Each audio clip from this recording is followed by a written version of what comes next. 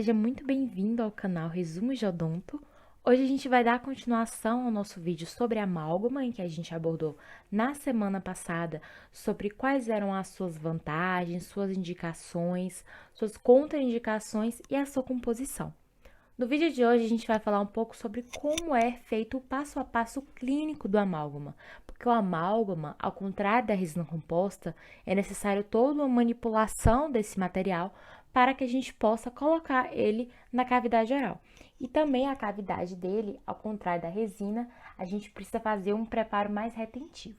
Então, sem mais delongas, vamos começar o nosso vídeo. Bom, então, como a gente faz um preparo cavitário? Como eu disse, o amálgama, a gente precisa fazer todo um desgaste maior do que a resina, que se a resina a gente vê que há uma pequena área de cárie, por exemplo, só na distal daquele dente, a gente vai remover somente na distal daquele dente. O amálgama não. Se eu tiver só uma cárie aqui na distal, eu vou ter que fazer todo esse preparo retentivo. Então, a gente vai fazer o desgaste de estrutura dental sadia. Por isso, né, uma das desvantagens desse material. Mas, enfim, a gente está trabalhando num posto de saúde, na unidade de saúde da família. A gente está na faculdade, a gente precisa aprender como é que faz esse preparo cavitário, ou até mesmo no nosso consultório, se a gente vir a optar por usar esse material, que também tem boas vantagens. Então, primeiro de tudo, a gente precisa fazer a abertura dessa cavidade. Então, essa cavidade está com cárie. Onde é que está aquela cárie? Por exemplo, esse aqui. A gente viu que a cárie já está no formato de contorno que a gente precisa. Mas se a cárie estiver só na distal, a gente já observa tudo aquilo naquele dente. E aí, o amálgama, a gente, antes de iniciar todo aquele preparo, a gente precisa fazer a remoção do istmo. Então, quando a gente vai remover a cárie, né, com a broca de baixa rotação e com as brocas que a gente vai fazer e a caneta de alta rotação, a gente começa a fazer a ruptura desse istmo. Então, fizemos primeiro a ruptura do istmo, removemos com baixa rotação. Sempre vamos optar por abrir com alta e remover com a baixa, porque se a gente remove principalmente um dente sadio, se você tiver no bob, tudo bem, no manequim. Mas como a gente já tá falando pra gente aprender com o paciente, vamos sempre utilizar a baixa rotação, porque a alta rotação ela é muito grosseira. Então pode vir que atinja a polpa do dente, o paciente pode ter uma expulsão pulpar, e você não quer isso, a gente quer evitar. E aí, removemos aquele istmo, né, com a baixa rotação e removemos toda aquela região de cárie, mais superficial. Depois que a gente fez isso, a gente vai fazer a forma de contorno daquele dente. Então, qual é a forma de contorno do amálgama? A gente tem que deixar as paredes vestibulares e as paredes linguais com 1/4 de distância entre as vértices, então a gente vai medir ali com o nosso olho mesmo se tem 1/4 de vértice. Por quê? Porque ele é um preparo retentivo. Então a gente não pode deixar ele, a gente não pode literalmente sair aqui com a broca e desgastando toda essa estrutura dental sadia. Então o amálgama, ele não vai ter um material para ele ficar retentivo. Então a gente vem, mede aqui 1/4, né, tanto vestibular quanto de lingual, para deixar esses vértices dessas cúspides com alturas correspondentes. Depois disso, a gente vai medir aqui, tanto na parede mesial quanto na parede distal, que elas fiquem planas e elas fiquem convergentes para o oclusal. A gente vai mostrar isso durante o vídeo. Então, depois que a gente fez tudo isso, a gente vai lá, pega um lápis ou um marcador de texto ou uma caneta hidrocor e a gente faz esse contorno no dente, porque esse contorno ele vai dar retenção para seu amálgama, que o amálgama ele precisa desse material para que ele possa espalhar e possa ficar ali durante muito, muito tempo. E aí a gente fez esse contorno com uma caneta, com um lápis, e aí a gente já vai ter noção do quanto a gente tem que desgastar. Se a gente tem que desgastar mais para axial, para pulpar, se a gente tem que deixar mais um lado perpendicular, mais um lado plano, enfim, paralelo. E aí, depois que a gente fez essa primeira parte, que é a forma de contorno, que nós deixamos tanto aquela largura de 1/4 de distância, entre as paredes, né, vestibulares e linguais, a gente faz o movimento com a broca em relação a ser o movimento e de médio distal, porque a gente agora, já que deixamos a parede vestibular e a parede lingual de uma distância de 1/4 entre as cúspides, agora nós vamos usar as nossas paredes mesiais e as nossas paredes distais em um formato de canaleta. Então, a gente tem que deixar esse formato de canaleta para que a broca possa entrar e possa fazer esse desgaste. A parede pulpar, ela tem que ser perpendicular e plana ao longo do eixo do dente.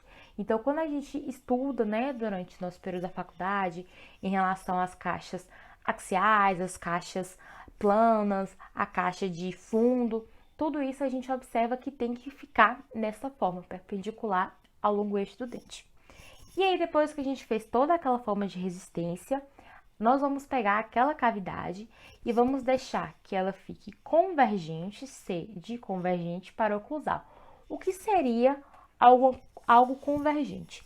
Significa que as duas pontas, elas têm a altura que elas consigam complementar como se fosse um telhado. Uma casa, quando a gente estuda durante a alfabetização para fazer uma casa, durante aquele período de pré-infantil 1, infantil 2, a gente faz uma casa e a casa ela precisa ter um preparo para um telhado.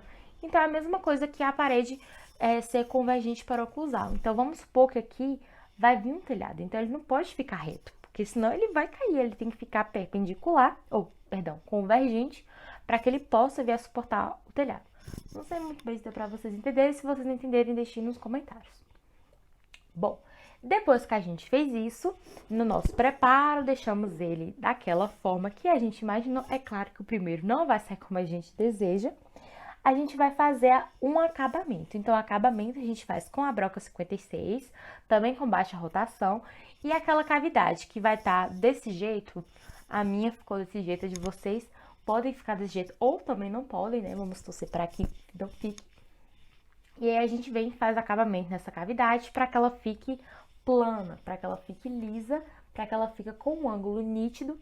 Não pode ter bisel, né? Então tem que ser sem bisel ou bisel. E que esses ângulos eles sejam totalmente arredondados. Então, com esse acabamento, a gente vai fazer todo esse preparo. Outra coisa que a gente pode utilizar também, além das brocas 56, em relação ao amálgama somente, a gente vai utilizar os cortantes de black. Então, existem diversos tipos de cortantes que pode pedir na sua lista de material ou não, mas eles podem vir. Só cortante de black, ao contrário da broca, eu gosto muito de utilizá-los. Eles envolvem mais força, então talvez você ficou 1 hora fazendo esse preparo, ficou 40 minutos, você tá suportando mais, ainda tem que fazer o preparo do material, aí você já passa logo a broca. Enfim. E aí, a gente deixa a nossa cavidade desse jeitinho. Depois, como a gente tá passando com um lápis ou até mesmo com uma caneta, depois nós apagamos, né, com um pedacinho de algodão com álcool para que a gente possa tirar. E aí, outra coisa que a gente pode utilizar também nesse momento para evitar até mesmo fraturas do dente ou até mesmo remanescente de cristas dentais é a gente fazer uma remoção com colher de dentina. Mas é claro que isso depende de vários fatores. Aqui eu tô dizendo mais um resumo. É claro que durante a aula, a professora vai ficar 1, 2 aulas explicando sobre isso. É mais um resumo mesmo pra gente entender. Até mesmo durante esse período que a gente tá vendo, pra gente fixar e lembrar como é que faz todo aquele formato de acabamento e polimento do dente. E aí, agora a gente vai fazer o preparo do material, que é chato.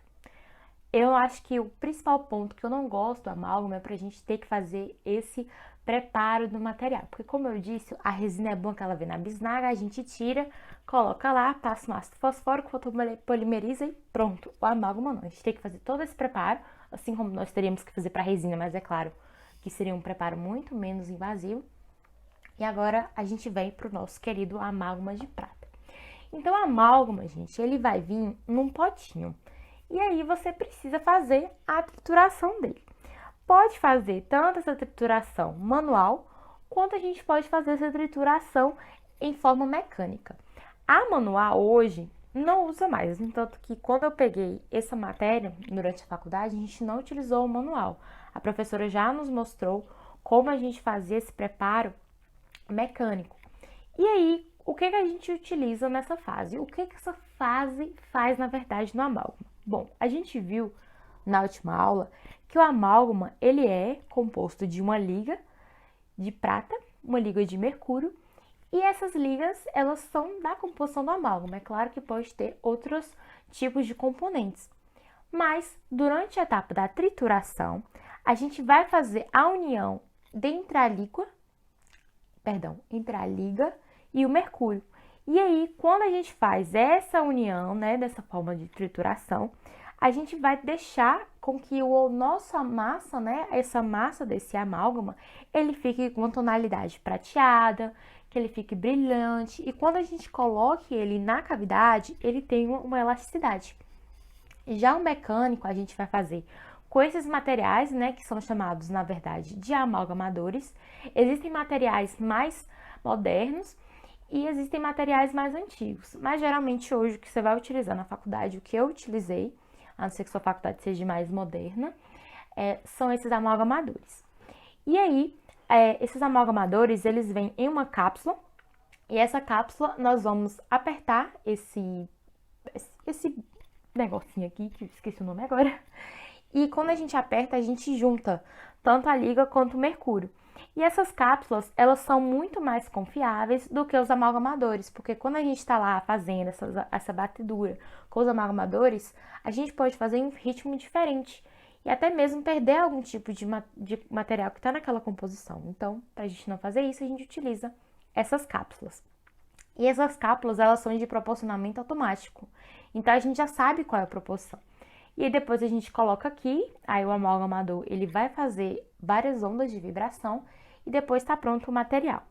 E aí, vem a outra parte dessa, que é a condensação. Então, depois que a gente colocou aquele material, a gente vai colocar ele dentro desses materiais, que são chamados de brunidores de amálgama.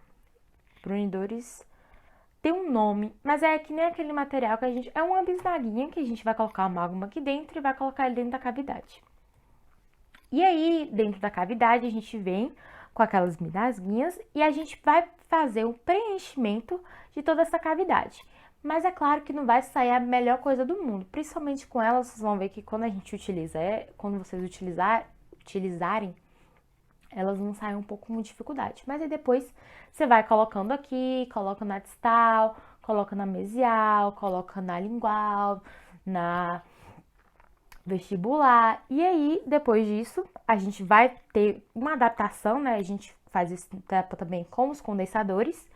E aí, a gente adapta todos os cantos daquela cavidade, todos os lados. E a gente faz uma compactação na massa. Mas mesmo assim, vocês vão ver, o amálgama, gente, ele endurece muito rápido. Então, tem que ser uma fase assim que a gente faça de uma maneira rápida, mas que seja uma forma efetiva. Porque a gente não adianta a gente fazer com pressa lá e que ele não vai ficar bonito, não vai ficar com aquela lisura, aquele brilho, né, superficial. Depois disso, a gente tem a condensação, que são com os nossos condensantes, né, de amálgama. E a condensação, ela vai visar o preenchimento daquela cavidade. Então, em todos os lados da cavidade, a gente vai, depois que a gente fez a brunidura, né? Depois que a gente fez aquela condensação com a bisnaguinha, a gente vem com esses brunidores e colocamos esse amálgama em todos os lados daquela cavidade. E aí, a gente adapta em cada um deles para que fique, né, de uma forma coesa naquela cavidade, não fique de uma forma muito simples, que não é o que a gente quer. Nós queremos que fique uma forma bonita. Caminhão passando na minha rua. E aí, depois disso, a gente vai fazer a brunidura também com... Passa, lindo. Vamos deixar o caminhão passar. Passou. Então, a gente faz agora nessa etapa uma brunidura, né, com aqueles materiais. E essa brunidura a gente vai fazer com que ele fique mais firme com a amálgama. Então, aqui são os brunidores. Eu tenho certeza que se você pegou essa matéria, algum desses você tem. Esse aqui mesmo foi o meu melhor amigo, porque o meu amálgama ele não estava fixando a cavidade a primeira vez que eu fiz. Mas graças a esse lindo, ele fixou na minha cavidade. Então, os brunidores, eles são ótimos materiais para que a gente coloque, né, aquele material. Então, o que o brunidor faz? Como eu disse, o meu material estava meio solto. Então, o brunidor ele vai fixar aquele material do amálgama na cavidade. E aí, quando ele fixa mais, ele vai modelando e vai removendo o excesso de mercúrio, porque o que faz com que o material não fique na cavidade é o mercúrio. E aí, depois nós vamos fazer a escultura, a linda escultura, que nós vamos fazer com os Hollenbecks. E aí a gente pode utilizar um tempo de 15 minutos, tempo de 20 minutos, 30 minutos, 40 minutos para ficar aquele formato de uma amálgama que fique assim quando a gente vê aquela brilho, né? E pode também não ficar. Depois disso, a gente vai fazer uma brunidura pós-escultura. E essa brunidura, ela vai envolver também nossos brunidores, a gente pode utilizar tanto Hollenbeck quanto outros materiais. E aí a gente fica 10, 15, 20 minutos. E como eu disse, ela dá um brilho maior naquela restauração, gera uma lisura naquela superfície, porque como a gente vai estar lá fazendo toda aquela remoção daquele mercúrio e deixando esse material mais fixo na cavidade, isso vai gerar uma lisura superficial. Depois disso, a gente vai fazer um acabamento e polimento. Quando a gente está na clínica, a gente pode fazer no mesmo dia, mas clínica, no caso que eu falo, quando a gente está aprendendo. Mas quando a gente está atendendo o paciente, a gente vai esperar uma semana ou 24 horas, 3 dias, enfim, depende do protocolo da sua faculdade, para fazer o acabamento e polimento. Porque no início, ela pode estar assim, mas depois que você faz aquele acabamento, que vai reduzir a tendência de ter cárie, que vai evitar criar cristas marginais que tem um acúmulo, né, de bactérias, elas fazem esse melhor contorno do dente. Então, depois de 24 horas, a gente vem com as nossas brocas de acabamento e polimento de amálgama, que são brocas caras, né? Essas brocas fresas multilaminadas. Aí a gente pode utilizar elas tanto de 12 quanto de 30. E como a gente está fazendo algo muito preciso, a gente também faz com a caneta de baixa rotação, assim como era para a gente remover a cárie. E aí, a gente vai fazer um polimento com as nossas tiras de aço, tiras de lixa, e aí a gente vai usar elas sempre do menor para o maior. Por exemplo, vermelho, azul, marrom. Aí a gente utiliza lá e depende do tamanho da sua cavidade. E aí, quando a gente faz esse polimento, ele deixa aquela restauração que tá assim, é claro que essa aqui eu peguei uma bem acabada e uma restauração perfeita. Então, gente, esse foi o nosso aula sobre amálgama. Foi um vídeo longo, por isso que eu resolvi dividir em 2. E eu espero muito que vocês tenham entendido. O assunto, ele é complicado, sim. Falo pra vocês, porque quando eu peguei ele na faculdade, eu tive dúvidas. Mas eu vou preparar pra vocês um material. Vou deixar aqui na descrição do vídeo. E se vocês quiserem, acessem ele. E qualquer coisa, entre em contato com a gente através do nosso Gmail, @resumodeodonto, ou através do nosso Instagram, @canal Resumo de Odonto. Muito obrigada por estar aqui e valeu!